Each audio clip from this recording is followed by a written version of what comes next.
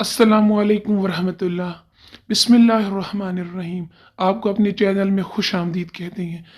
जब हमने बादशाहों के ताज पैरों तले रोंदे, कौन सी खवातीन मर्द को मर्द बनाती हैं? स्पेन का बादशाह ताज क्यों नहीं पहनता? इन तमाम सवालों की बेहतरीन जवाबात पेश खिदमत हैं।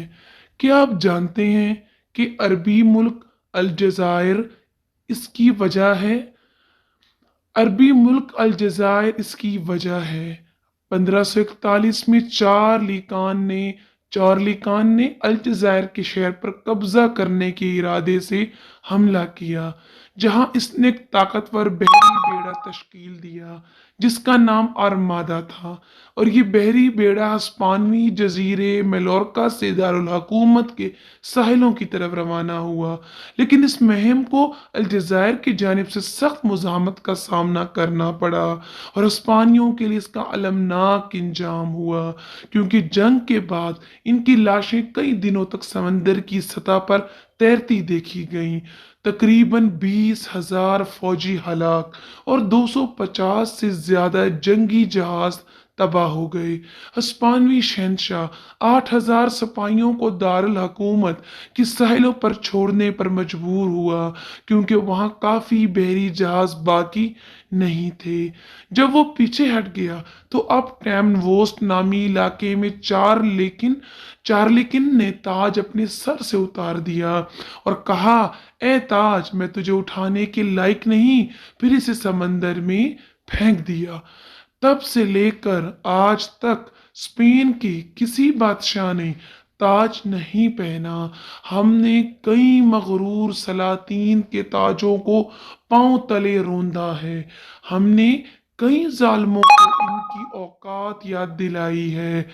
हमने खैबर में भी शिकस्त दी, हमने हतीन में भी हिराया, हमने यरमूक का भी मजा चखाया, हमने मलाजगर्द पर इबरतनाक शिकस्त दी, हम हिंद के बुतों का 17 बार सत्यानाश किया।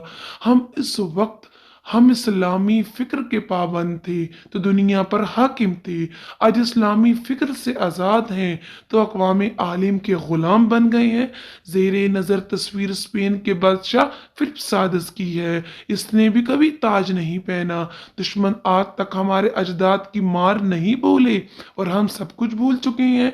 दजाली निज़ाम हो या सलेबी ताकतें या अखंड भारत हिंदुत्व तवा हो या सब खुफिया और एलानिया इस्लाम के खिलाफ तैयारी कर रहे हैं, मगर जिनके खिलाफ तैयारी हो रही है वो गफलत की नींद सो रहे हैं।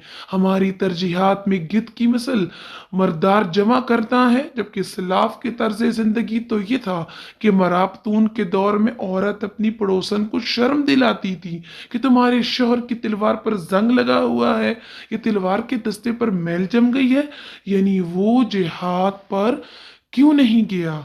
औरत अपनी बहन को आर दिलाती थी कि तुम्हारे शोहर का घोड़ा कमजोर क्यों है, अगर जिहाद पर जाता तो खुराक खाकर मोटा और जख्मी होता।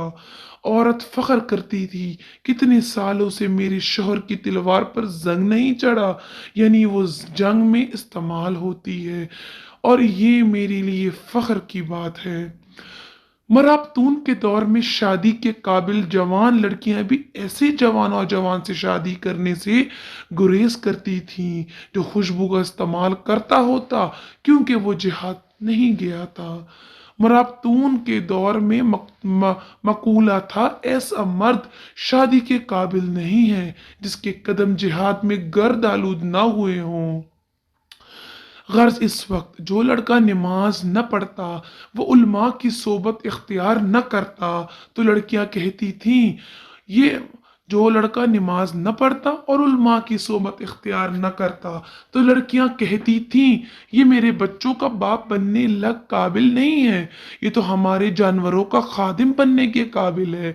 वो ज़माना ऐसा था कि ख़वातीन मर्द को मर्द बनाने में अहम किरदार अदा करती थीं, और अब ये दौर है कि ख़वातीन मर्दों को मुकन्नस बनाने में सबसे आगे हैं।